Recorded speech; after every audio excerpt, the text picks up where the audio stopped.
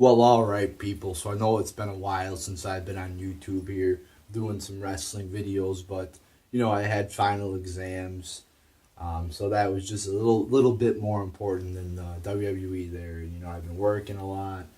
Just the same old, same old. There's some things in life like work and school that are, like I said, just a bit more important than a scripted, terrible wrestling show. So I apologize for the late reviews, but once I get caught up here, which I plan to by the end of the week, um, then the reviews should be a little bit more better because I'm done with school for the year now. Yes, congratulations to the Ruthless Rancher. Yes, thank you, thank you. But no, seriously, I only have work to worry about now, so I should be better in my getting my wrestling reviews up. No promises though. So we get this show started off with a Kurt Angle Braun Strowman promo. It's pretty fucking short. You get Strowman coming out there saying he wants more competition. Angle says, it's like Angle is then or Strowman says or else, and then Angle's like or else what, and then the promo just ends like that. I mean, it almost like it ended in the middle of the fucking promo. And then we also get the announcement that there's a Roman Reigns match at Payback between Reigns and Strowman. It's like, why the fuck would you do that? Why the fuck would you, so you're basically not even selling Roman Reigns' injury. What, he's going to be out a few weeks? I mean, like, you should sell his injury. I see he's wrestling at fucking live events, like, the day after this happened. I mean, it's ridiculous. So the promo was pretty short and pretty just boring. Then we have Samoa Joe defeating Jericho. Just a boring, short, and ordinary match here. I gave it 1 out of 5 stars. Then after the match, we get another short Rollins and Samoa Joe promo. So yeah, not nothing much here. Then we have Gallows and Anderson defeating Enzo and Cass. Just a typical fucking tag team match, just repetitive bullshit in the tag team division. That's basically all the tag division is now. I mean, even the Hardy Boys are just another tag team now. Then we have Miz and Dean cutting a promo here. Just pretty fucking random. It's almost like they just stuck these two people together for no fucking apparent reason. So basically, Dean Ambrose calls Miz fake. He's all your fake movie star, whatever the fuck.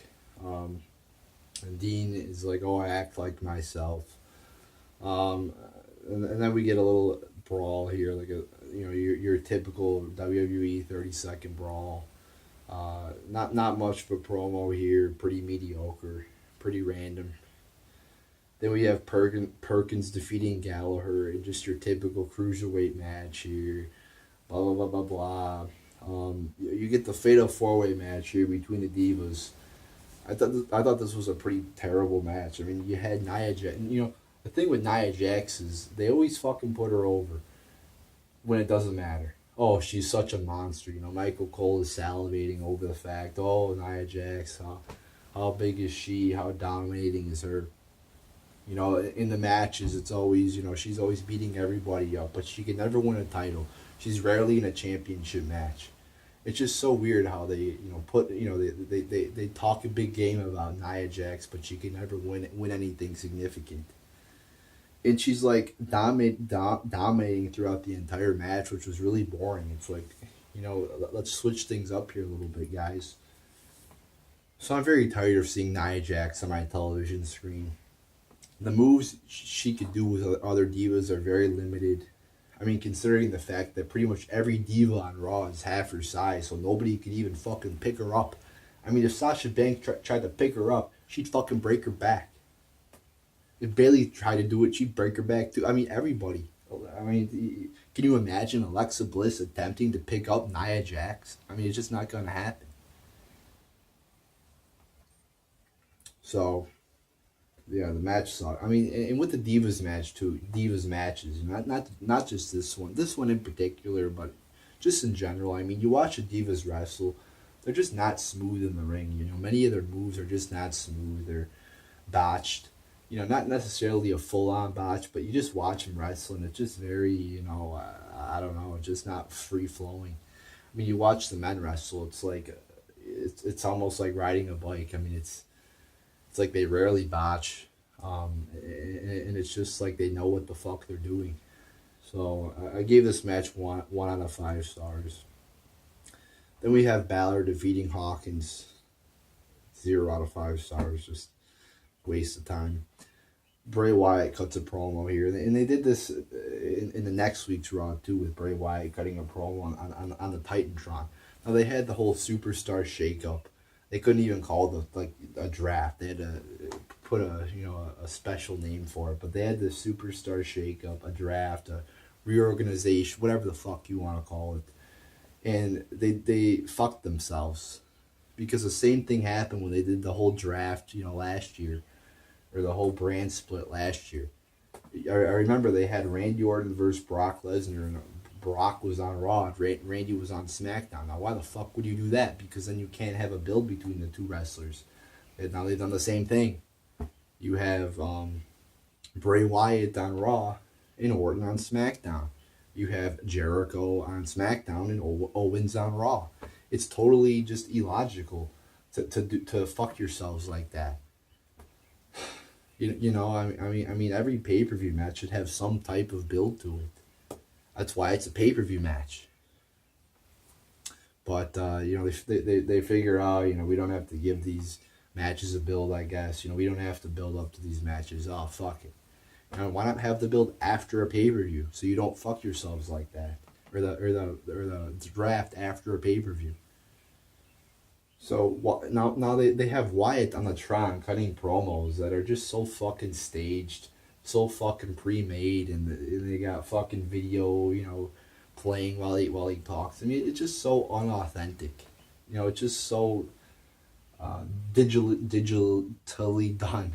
I mean, it's ridiculous. I mean, I really like how how wrestling is live promos. Have Bray Wyatt come out there in the middle of the ring and just talk. I mean, you see all the, he's talking, and there's fucking bugs on the fucking screen. There's fucking bugs walking around my television screen when he's talking.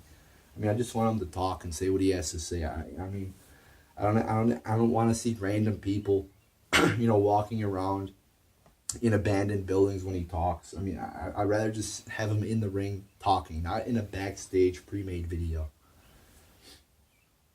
So then we get Hardy defeating Cesaro, and like the announcers are like, oh, this is a dream match. This is a dream. Oh, they're like getting boners over this whole match here. I mean, are you serious? A fucking 5-10 minute match in the middle of Raw is a dream match? I mean, get the fuck out of here. If this was a dream match, why isn't this main event thing Payback? Why is it in the middle of Raw? I mean, it's just totally illogical. Oh, it's a dream match. Shut the fuck up. Don't try to brand this off as a fucking dream match. I mean, seriously. So, I mean, it was just a typical fucking match. I mean, I thought it was pretty slow. The crowd was pretty dead during the whole thing. I mean, it was a pretty underwhelming match if you want to know the truth about it. So I gave it 1 out of 5 stars. Then your main event, which was the only good part of the match, or the night. Big Show and Braun Strowman, obviously the ring collapse was a big thing. I got some thoughts on that. First off, before the ring collapse, I mean, I see they're trying to pull off, they're trying to do some like athletic moves in there. Some of them work, some of them don't. Like when Braun Strowman goes for a drop kick and like fucking drop kicks the Big Show's knees. I mean, it's not really that impressive. I mean, like Michael Cole again is like getting a boner over. Oh, look at Braun Strowman with a drop kick. Yeah, it's a drop kick, but it's not to the fucking face. It's not even to the fucking midsection. I mean, it's pretty much to the fucking knees of the Big Show. Not really that impressed. Some of the other moves are pretty athletic and are impressive. Some of them aren't. I mean, it was all right. But then, you get the whole ring collapse and shit. On one end, it's like, it's a very cool moment. I mean, that yes, it was a very awesome moment. I mean, it's cool. But then on the other end, it's hard to give WWE credit for this one. It's hard to give the writers credit. Like, You know, oh, you really done a good job, writers, because it's been done before. It's just a recycled moment. I mean, so on one end it's cool, and then another end it's like not that creative. But I mean, I'll still take it. I mean, it was still a really cool moment to see there. Um, they kind of did vary it up from the previous ring collapse in the way that like the referee took a very bad bump there. He like fell out of the ring. That was kind of cool to see. You know, the ring steps went flying. You know, it kind of collapsed in a different way. Like if you watch the previous one with I believe Brock Lesnar and Big Show, it collapsed once, then it collapsed another time. You know, this one was just one big fucking collapse, and everything went. You know, the ring poles went in, and like I said, the stairs went flying. So, I mean, yes, it was a cool moment. You know, I'm I'm very hesitant to say it was a great moment because, like I said, it's been done before, but definitely a very cool moment, a good moment. So I'm not going to be Mr. Pessimistic and say everything sucks, but I mean I mean seriously, that was really the only good part of all. I mean after Mania, I mean everything's pretty much sucked. Where's our champion? You know, where is he? I can't find him. Oh, he's nowhere to be found. He's probably in a farm somewhere in Minnesota. You know, fucking hauling around hay bales. I mean, he's nowhere to be found. I mean, what the fuck is this? It just makes no sense. Oh yeah, let's give the belt to fucking Brock Lesnar, and doesn't even show up. Not even going to get a title match at Payback. I mean, what the fuck is that? The face of your show is not even going to be there. So stupid. But there you go, people. There's your Raw review. There'll be more to come. Like I said, my goal is to get. I already watched the April 21st episode of Raw, so I gotta watch Payback and then the April 28th episode of Raw. Like I said, I apologize for the delays.